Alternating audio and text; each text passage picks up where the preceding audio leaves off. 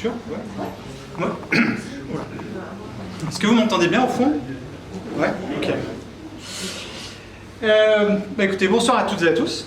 Je vais essayer de me relever pour que... Vous voyez, merci Gladys et merci Charline, merci Apollo pour l'invitation. Donc j'ai le plaisir à 20h30 le soir d'être la clôture d'une journée qui a dû être un peu longue. Et en plus, c'est pas comme s'il faisait 28 degrés dans la pièce. Donc on est plutôt pas mal. Moi je trouve les conditions sont bonnes. Donc je m'appelle Romain Couturier. On est confrères, ou je serai peut-être votre prestataire un jour, je sais pas. Parce que je fais plein de choses. Alors, si vous ne me connaissez pas, déjà, voilà, c'est fait. Et donc, je fais de la facilitation graphique. En gros, c'est ce que je suis en train de faire en ce moment. C'est-à-dire que je fais des petits dessins pour faire passer des idées compliquées. Je fais aussi beaucoup d'organisation du travail. Alors, j'ai renommé mon métier de coach agile récemment. Et je vais vous expliquer pourquoi. Je fais énormément d'intelligence collective, parce que c'est comme ça. C'était pas prévu sur le papier, parce qu'à la base je suis développeur, et du coup... voilà. Et puis maintenant je fais pas mal, j'intègre énormément d'intelligence artificielle là-dedans. Parce que ça devient assez transverse. Et voilà, intelligence artificielle c'est beaucoup trop long comme mot à écrire, et il y a beaucoup de fautes d'orthographe. Alors si je vous explique ça, c'est parce que vous voyez que déjà rien que sur le papier, je fais plein de choses, et donc je suis plutôt un garçon qu'on va qualifier de multi-projet, multi-sujet, et j'ai besoin de savoir si je partage cette propriété avec des gens ce soir qui font du multi plein de choses.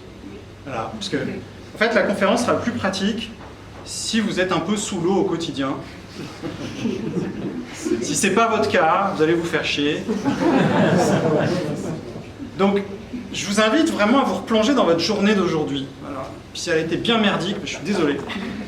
Mais le sujet, c'est vraiment ça. C'est-à-dire, comment se passent vos journées. Alors, je parle que au boulot. On pourrait en plus rajouter le côté perso. Et imaginez, on va essayer de rêver un peu quand même, parce que... Si je vous reprojette dans votre journée de boulot, ça fait peut-être pas rêver. Mais justement, l'idée, c'est de rêver un peu. Imaginez que demain, ou lundi, comme vous voulez, peu importe,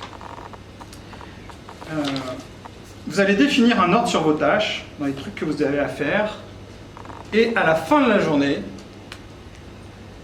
eh ben, vous y serez tenu. Ah, il y a déjà 2, 3. Ah, ouais. Ah ouais, putain, dis donc. Attends la suite.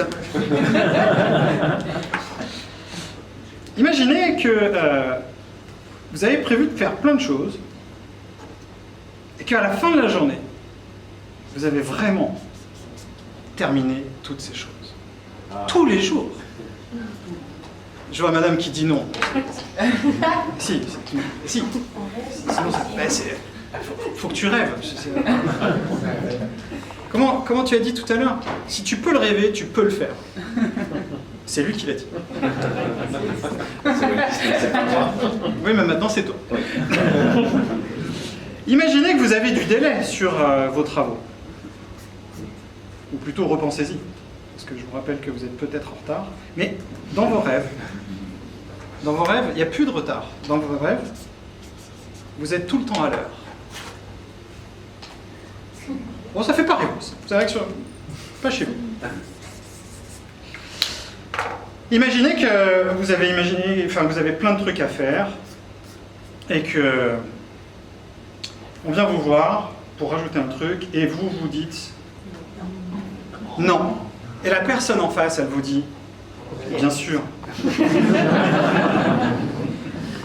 Tu as raison. J'abuse. Imaginez qu'il y a une urgence comme ça, qui vient tout péter. Et que vous vous dites, tu sais quoi? On va attendre. Et la personne, elle te dit, ok. Et ce rêve-là, il est possible. Et bienvenue à toi. qui est très en retard. Parce que voilà. Moi, je serais à ta place, je détesterais qu'on me mette à l'affiche comme ça. C'est insupportable. Alors, vous pouvez rêver. En vrai, c'est possible. En vrai, c'est possible de... Quand on a toutes ces choses à faire, on apprend. Il y a deux choix qui s'offrent à nous. C'est pas Matrix, mais on n'est pas loin. Le premier choix, c'est que si tu veux vraiment vivre ton rêve, c'est assez simple. C'est que tu fais rien. Alors certains appelleront ça de la délégation. L'art de la délégation. J'en ai oublié comment je fais mon truc, c'est plus très. L'art de la délégation, c'est... Oula, un petit problème anatomique sur ma main, mais c'est pas grave. L'art de la délégation, il y a un bouquin fabuleux qui s'appelle La semaine de 4 heures. Je ne sais pas si vous l'avez lu, c'est un scandale ce bouquin. Parce que, alors l'auteur développe énormément de théories, et parmi l'une de ces théories, en gros, tu lis entre les lignes que pour arriver à sa semaine de 4 heures à lui, il en met quand même vachement sur le dos des autres. Donc l'art de déléguer, c'est quand même l'art de rejeter le travail sur d'autres personnes qui, on peut s'interroger quand même si elles ont le droit de rêver. Est-ce que je peux vivre mon rêve indépendamment des autres? Alors si tu n'as pas cette chance, parce que tu n'as pas le pouvoir de délégation, le deuxième choix que tu vas avoir, c'est pas très compliqué, hein, c'est que tu vas devoir t'organiser. Puisque le propos de ce soir, que je souhaite, qui va venir compléter un petit peu tout ce que vous avez reçu, c'est la difficulté qu'ont de plus en plus de personnes, en tout cas moi c'est ce que je constate, puisque j'ai de plus en plus de mal à faire de l'accompagnement agile. Pourquoi? Parce que les gens, ils n'ont pas le temps, puisqu'ils font plein de trucs. Ce décalage qu'on a entre la demande et la capacité. Et là on ne parle pas de capacité projet, on ne parle pas de capacité produit, on parle de capacité individuelle. Est-ce qu'on me demande plus que je suis en capacité de faire? Et ce rapport-là, c'est-à-dire d'arriver à répondre à ce dilemme, ce boulet d'étranglement, pour les plus fans de Kanban qu'il y a dans la salle, on pourrait appeler, eh bien, ça porte un nom, c'est le thème de ce soir, ça s'appelle « Prioriser son temps ». Bon, jusque-là, rien de surprenant, je pense que tout le monde le fait, on le fait tous intuitivement, soit tu arrives à déléguer, soit tu n'y arrives pas, et donc tu priorises, tu t'organises. Et donc pour compléter un petit peu les propos précédents, comment est-ce qu'on peut organiser son temps? On va essayer de répondre à cette question. Je vais essayer d'y répondre, et puis pour vous tenir un petit peu éveillé jusqu'à la fin, prenez des notes, parce qu'il y a des cadeaux à gagner. Et si tu es au fond et que tu ne les vois pas, je te promets qu'il y a des vrais cadeaux à gagner, ils sont devant. Et là j'en ai plein d'autres. Et puis, il y a ces cadeaux-là, et puis il y en a 25 autres qui vont arriver. Donc, normalement, ça va être speed. Donc, les techniques de priorisation du temps, on vous en a donné certaines. Quelles sont les 3 qu'on vous a données ce soir? Eisenhower. Eh ben, tu sais quoi? Toi, tu as déjà gagné un cadeau parce que tu m'as invité. Je peux pas t'en donner un. Stéphane, voilà, Eisenhower. Donc, la matrice d'Eisenhower. Grande classique. Voilà. Ben, on va quand même passer 30 secondes dessus. Connu pour le président Eisenhower, qui, selon la légende, puisque maintenant plus personne n'a aucune source là-dessus, mais en tout cas, c'est pas grave, elle fonctionne. Utiliser cette technique pour prioriser son temps entre 2 dimensions. Est-ce que c'est urgent? Et est-ce que c'est important? Et donc, en toute logique, qu'est-ce qu'on fait en 1? Eh bien, ce qui est urgent et ce qui est important. Après, ce qui est important mais qui est moins urgent, eh bien, on le programme. Ce qui est très urgent et moins important, on le délègue. Et ce qui n'est pas urgent et pas important, on s'en fout. Non. On le laisse mûrir. Généralement, quand on laisse bien mûrir les choses, eh ben, ça laisse mourir. Ça, c'est pratique. Ça, c'était le premier outil qu'on vous a donné ce soir. Qu'est-ce qu'on vous a donné aussi encore comme autre outil? Moscou. Ah, voilà. C'est-à-dire, si t'as pas, en 2024, si t'as pas utilisé Moscou, c'est comme ta Rolex à 50 ans. T'as pas vraiment raté ta vie, faut pas déconner quand même, mais t'as raté un énorme pan des outils de priorisation de l'agilité. Donc Moscou, must have, should have, could have, won't have. Comme c'est imprononçable, on met un O et ça nous fait une référence désagréable étant donné l'actualité d'aujourd'hui. Néanmoins, ça reste un outil indispensable. Alors indispensable, et comme Gladys et Charline l'ont évoqué tout à l'heure, le problème c'est que quand tu mets tout dans Moscou, ce qui est à peu près le cas de la plupart des comités de direction dont ils utilisent cette technique, eh bien on n'a pas priorisé. Et enfin, troisième technique qu'on vous a donnée aussi, la vision 2020. Voilà. Et ça, on peut les utiliser à titre individuel. Voilà. Ça, c'est pas mal. C'est chouette. Vision 2020, je ne vais pas vous réexpliquer tout ça. Et puis, il y en a encore plein d'autres. On pourrait revenir à un truc tout simple. À la gestion du temps, normalement, parmi vous, j'espère qu'il y en a qui font des bonnes to-do, de bonnes grosses to-do. Moi, je suis un to-doiste. La to-do, tu fais des listes comme ça. Tu notes tout et après tu coches. Et attention, la technique peut se dire, attends, je suis venu ici à 8h30, on parle d'une to-do, mais la satisfaction quand tu coches, elle est indescriptible. Tu peux pas connaître cette satisfaction si tu penses que la to-do, ce n'est pas cocher la case. D'accord, c'est pas une liste de courses, il faut cocher. Si tu coches pas, tu profites pas de la to-do. Coche ta to-do. Ça c'est juste... Non mais c'est vrai. D'accord, je dis pas de conneries. Il faut cocher, si tu coches pas... Et ça on te le dit pas, on dit fais une to-do. Non, coche la to-do, c'est ça. Alors, il y a des fans de to-do qui vont plus loin. Moi j'en fais partie. Oh, c'est très rare quand j'ai le Bugeot, petit nom pour le bullet journal. Alors il faut bien se repositionner dans la situation. On est donc dans une situation où on n'a pas de temps. Et donc, on a besoin de prioriser notre temps. Alors qu'est-ce qu'on va faire pour organiser son temps? On va faire une to-do, mais pas n'importe comment. On va faire une belle to-do, bien mignonne, avec plein de listes à puces, avec des arabesques. Parce que c'est joli les arabesques. Avec des petites fleurs, avec des petits machins. Et tu vas y passer un temps de dingue. Mais à la fin, c'est beau. Alors, je sais que statistiquement, il y a des cartésiens dans la pièce, donc ils se disent donc on est en train de gérer son temps, et donc on est sur une technique où on va passer plus de temps pour organiser son temps. Donc c'est forcément un consultant, c'est une arnaque. C'est pas tout à fait vrai. Parce que si tu as déjà fait une bullet journal dans ta vie, c'est hyper relaxant. Ça fait du bien et tu penses vachement à ton temps. Ce qui fait que la gestion du temps, elle peut être vue non pas comme l'organisation très mécanique et très rationnelle, mais plutôt comme une préparation émotionnelle à l'exécution de ce qui va arriver. Et le bullet journal, pour ça, c'est fabuleux. On continue sur les techniques. Alors on va revenir sur un truc beaucoup plus d'agiliste. Hein. Un bon vieux Kanban, mais un Kanban personnel. En gros, c'est une to-do, mais version agile. Parce que la to-do, elle est monodimension, et grâce au Kanban, on fait apparaître des colonnes, 3 colonnes, à faire, en cours, terminé. Si tu es un peu vintage, tu colles des post-it, sinon tu le fais sous Jira, c'est pas sale, tu fais ça avec ce que tu veux, Trello, ce que tu as envie.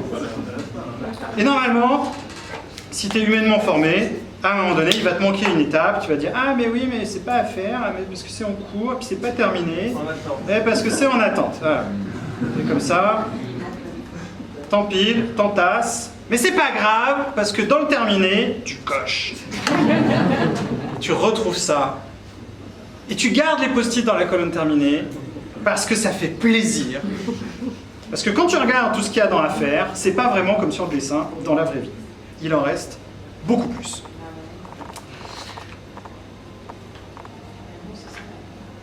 On continue sur les techniques. Si si je m'étais pas fait truster l'Eisenhower au démarrage, j'aurais enchaîné avec les 4D. La technique des 4D, c'est une variante d'Eisenhower,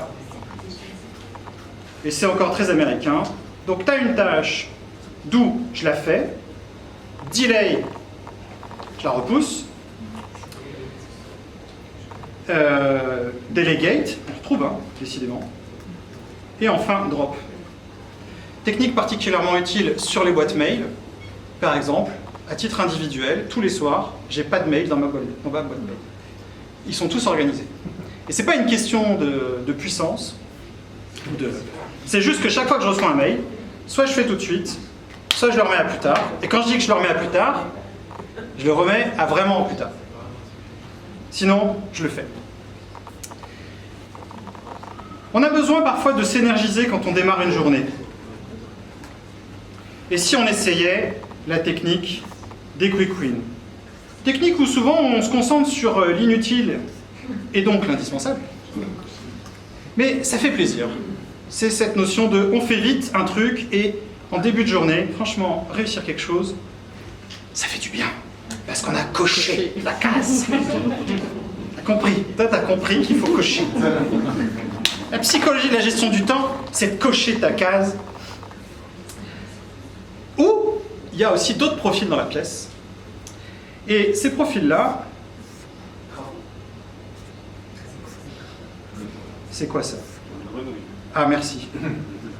Mon petit cœur de sketchnoter est assez satisfait. C'est toujours un peu un problème sur les pieds. Ben, figurez-vous qu'il y a une technique qui s'appelle mange ta grenouille. Mange ta grenouille, qui porte le nom du livre, qui s'appelle Mange ta grenouille, et c'est pas une connerie. Si vous allez, il y a un livre qui s'appelle Mange ta grenouille. Les Américains sont tellement forts, ils sont capables d'écrire 100 pages sur un concept aussi simple. Le principe est assez logique. Ça consiste à penser que si tu manges une grenouille au petit déjeuner, et que juste après le réveil de préférence, ce que tu auras mangé, c'est à peu près ce qu'il y a de pire de possible dans ta journée, donc tout le reste ne sera que meilleur. En gestion du temps, mange ta grenouille, fais ce qu'il y a de pire, toute ta journée ne sera que pur bonheur, puisque tu auras fait le pire dès le début. Autre technique de gestion du temps particulièrement intéressante, qui porte encore le nom de son auteur, la méthode Ivili. Alors, pour bien la comprendre, celle-ci est très structurée. Elle se fait déjà la veille pour le lendemain. Pas le matin, pour le jour même, la veille. Ivili nous invite à structurer 6 tâches que nous ordonnons dans l'ordre. Et le lendemain, j'exécute ces 6 tâches dans l'ordre que j'ai défini. Quel est l'intérêt? Eh bien, quand je me couche, j'ai programmé ma journée. J'ai pas encore coché, hein, mais je sais que je vais cocher. Et le lendemain, tu fais d'abord la première avant la deuxième, et t'enchaînes, et t'enchaînes, et t'enchaînes. Quand je la fais en formation, celle-là, les gens disent « Ah oui, mais alors qu'est-ce qui se passe s'il y a des urgences ?» Il ne se passe rien en Ivili, puisque tu es en Ivili. Les techniques de gestion du temps ne se détournent pas, elles s'utilisent, elles s'appliquent. On pourrait revenir sur une technique qui a été évoquée tout à l'heure, la technique valeur-effort, grande classique de gestion du temps, qu'on retrouve aussi dans gestion de backlog. Là, on est sur des cadrans, on met la valeur, l'effort. Et donc, la stratégie numéro 1, évidemment, c'est quoi? C'est de faire peu d'efforts. On n'en sait absolument rien, c'est vous qui décidez. Il y avait un piège, j'avais pas envie de donner de cadeau sur ce coup-là. Alors les plus courageuses diront, bah le 1, on fait évidemment... Bah si on est mange ta grenouille, oui. Si on est mange ta grenouille, mais... Si on est quick win, bah on fera ce qui a le plus de valeur et qui a le moins d'effort. Enfin, je veux dire, si t'as été commercial un peu dans ta vie. C'est pas fou, hein. Si tu veux vendre, tu fais le truc qui te rapporte le plus et qui te coûte le moins. Après, souvent, ce qui a peu de valeur et beaucoup d'efforts, les gens ne voudraient pas le faire, mais souvent, c'est quand même un peu des tâches de dev qui sont nécessaires, donc il faut quand même les faire aussi. Donc il n'y a pas de logique, tu peux faire, à toi de choisir le 1, mais en tout cas, ça, c'est une définition de stratégie. Dans la famille des acronymes qu'on a vu tout à l'heure, non, c'est pas celui-là, je voulais mettre. Le WSGF que vous n'avez pas rappelé. C'est étonnant pour une technique qui est quand même tellement puissante, mais qu'on retrouve tellement nulle part, parce que c'est trop compliqué. C'est la technique des pondérations. Ah, il n'y a vraiment que les coachs agiles qui poussent des trucs pareils. Il faudrait être taré pour se dire, alors, le poids, alors, le coût du délai. Donc, le coût du délai, c'est un truc en 3 critères, sachant que dans les critères, tu as la valeur économique. Comment tu calcules ta valeur économique? En vrai, c'est une tuerie. Donc, si tu arrives à faire ça au niveau de ta gestion individuelle, tu verras. C'est trop bien. Sinon, t'oublies. T'oublies ou tu fais un autre truc. RICE. Je ne sais pas si vous connaissez RICE. Tu prends ta tâche. Essaie d'imaginer combien de personnes ça touche. Essaie d'imaginer l'impact que ça va avoir. Essaie d'imaginer la confiance que tu as dans la technique. Et tu divises encore ça par l'effort. Tiens, ça devrait vous rappeler quelque chose qu'on a vu juste avant. Et ça nous donne un résultat qu'on pondérera, qu'on comparera aux autres. Étonnamment, c'est les méthodes les plus rationnelles, les plus logiques. Et souvent, il y en a un ou une qui dit « Ah oui, mais moi, il me manque le petit critère politique qui vient tout péter. » Donc, quand on n'arrive pas à faire de la priorisation logique, on est d'accord, hein? Ça arrive. On peut faire une priorisation du temps par l'investissement. Donnons-nous un budget. Il y en a qui, pour ceux qui auraient travaillé les Innovation Games, c'est une technique qui s'appelle Buy a Feature. On donne un budget à tout le monde et on dit, voilà. Mais on peut aussi se faire ça, tiens, j'ai 100 balles. Comment je dépense mon argent sur les tâches que j'ai à faire aujourd'hui?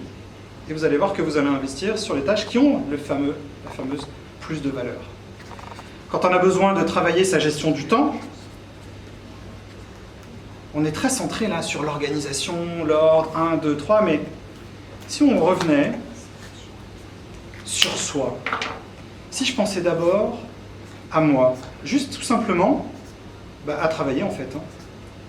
Et si je sanctuarisais mon temps, c'est-à-dire que je crée un espace qui est inviolable par personne, un espace dans lequel personne ne pourrait me dire ce que j'ai à faire puisque c'est moi qui vais faire. Non, il n'y a pas de papa.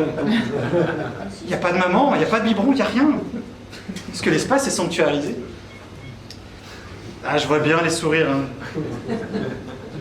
Celui-là, il n'a pas d'enfant. Eh ben si. Bon, si on ne peut pas sanctuariser, on peut peut-être faire un truc.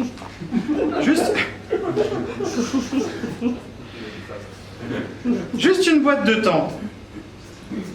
On n'essaie pas cette fois-ci de terminer les choses. On essaie juste de faire pendant un temps donné. On se donne 10 minutes, 1 heure, et après on passe à la suite.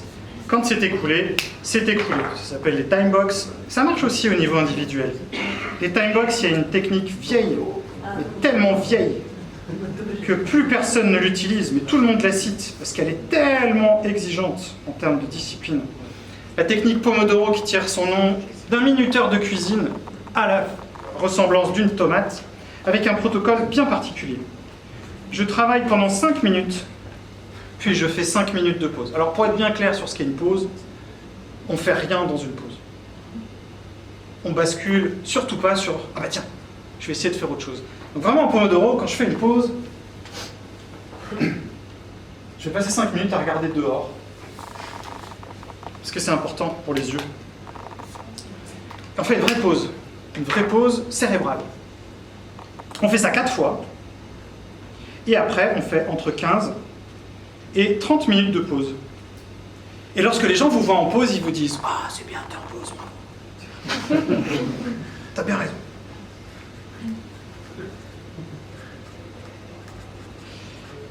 Il y a un bouquin à lire, je pense que c'est la plus exigeante des techniques de gestion du temps, qui s'appelle Deep Work. C'est Cal Newport qui a écrit ce bouquin, c'est un journaliste, et c'est une technique qui est utilisée plutôt pour les gens qui ont besoin d'écrire. C'est la technique qu'a utilisée J.K. Rowling pour écrire Harry Potter. C'est une intense... en fait, on est connecté à rien, si ce n'est qu'à sa seule et unique tâche à faire. C'est très exigeant d'un point de vue cérébral. Les plus entraînés arrivent à travailler 3 à 4 heures par jour, puisque c'est une stimulation qu'on n'est pas capable de reproduire. C'est quasiment un niveau athlétique. Je vous laisse imaginer ce que ça peut donner de travailler 3 à 4 heures par jour, mais avec une intensité qui dépasse les 8 heures qu'on a l'habitude de faire. Ce serait une vraie révolution en gestion du temps. Voilà. En gros, vous avez fini de bosser à midi, hein, pour être bien au clair. Mais vous êtes rincés. Alors, il y a des gens très très forts. David Allen a écrit un bouquin qui s'appelle Getting Things Done. En gros, qui résume tout ce que je viens de vous dire. Sauf que ça fait un best-seller depuis des années. Eux, ils arrivent à le vendre. On clarifie, on organise, on révise, on engage. Les 4 étapes du Getting Things Done. Alors, on a la nôtre aussi, en français. Mais c'est français. Alors, ça s'appelle NERAC. Voilà, ben voilà, tout est dit. Putain, c'est français, quoi. C'est français. Tu notes, tu étudies, tu relis, tu agis, tu contrôles. Et ils n'ont pas fait de bouquin. C'est pas un best-seller. Mais on peut quand même être fier d'avoir ça. En vrac, parce que le temps passe, il y a la technique 2 minutes. Si ça me prend 2 minutes, je le fais tout de suite. Si ça me prend pas 2 minutes, je ne le fais pas. C'est pas mal, non? Je peux vous assurer que vous êtes super efficace avec la technique des 2 minutes. Je vous laisse compter le nombre de tranches de 2 minutes que vous avez dans une journée. La méthode ABC. C'est plutôt une méthode musicale, si tu as la ref. Tu as une tâche, tu lui affectes une lettre. A, B ou C. C'est pas très évolué comme technique. Mais ça évite les P1, P2, P3. On change. C'est une variante. Voilà. Je sais pas si dans Jira tu peux éditer le champ, mais ça peut le faire. En faisant mes recherches, j'ai trouvé aussi la méthode. La méthode MIT. Alors, ça me permet de faire une espèce de blague visuelle, parce que je ne savais pas. Voilà. C'est une vraie étude anatomique de la MIT. Une technique, on peut remercier l'auteur, je ne sais pas qui c'est, qui veut dire Most Important Task. Merci. On fait la tâche la plus importante. En fait, on se concentre que sur ça. Parce que c'est vrai qu'ordonner toutes ces tâches, finalement, elle est quand même intéressante parce que ça nous dit de faire quoi? D'en faire une, hein, ce sera déjà bien. Et puis de ne pas penser aux autres. Et puis, la meilleure d'entre toutes, moi je trouve, enfin en ce moment, c'est la méthode ChatGPT. L'avantage, c'est que tu peux lui demander de prioriser, et puis si tu n'es pas d'accord, tu peux le critiquer. Voilà. Donc tu peux te déresponsabiliser complètement, parce que voilà, ça va. Et puis, alors, là j'en ai fait plein, hein, j'en ai fait 24. Et je sais que même avec ça, parce qu'avant j'en faisais que 18, je me dis putain c'est pas assez, je vais en rajouter 24. Et bien même avec ça c'est pas suffisant. Donc il vous en reste un. Il nous en reste un à tous. Ça porte un nom. Et ça marche énormément en ce moment. Ça s'appelle la pensée magique. La pensée magique, c'est d'estimer que il y aura toujours un... Elle porte un nom, on la reconnaît. Hein. C'est la méthode du oui mais. Eh oui mais, en fait sur ta méthode machin, moi ça marchera pas parce que moi je suis un peu différent de toi. Ouais, je sais, tu es différent, mais tu as les mêmes problèmes que les autres. Oui mais... Donc on essaie de trouver... Ah, oui mais tu vas utiliser Moscou. Oui mais tu vas... Oui mais... Oui mais non en fait. Parce qu'en fait, pour la personne, ça marche pas. Et ça peut pas marcher en fait tous ces outils. Donc les 24 outils que je viens de vous montrer, plus le 25e, c'est peut-être celui-là qui a raison. C'est qu'aucune de ces techniques n'est valable en gestion du temps, parce que la situation dans laquelle on se trouve, c'est celle d'une illustration que je trouve absolument géniale, et que vous avez sans doute croisée sur Internet. Vous avez 2 personnages, vous avez une charrette avec une roue carrée. 2 personnages qui essaient de faire avancer cette roue carrée. Et puis vous en avez un. Il est tout mignon, il est tout gentil. Et il a une roue ronde. Et généralement, dans l'image, c'est écrit « too busy to improve. Voilà le paradoxe dans lequel on se trouve, et quand on est sur un paradoxe comme ça veut dire que plus on va essayer de faire des outils, moins on va arriver à prioriser la gestion du temps.